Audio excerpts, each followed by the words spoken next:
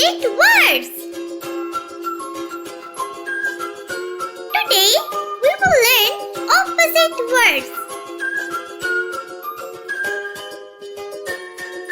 Are you excited?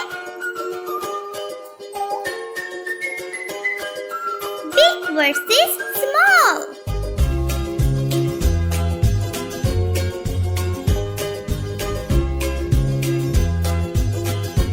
Fast versus slow.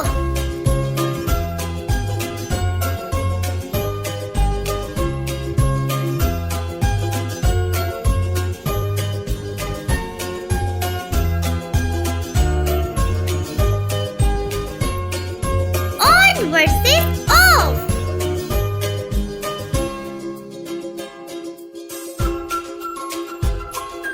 Crying versus laughing.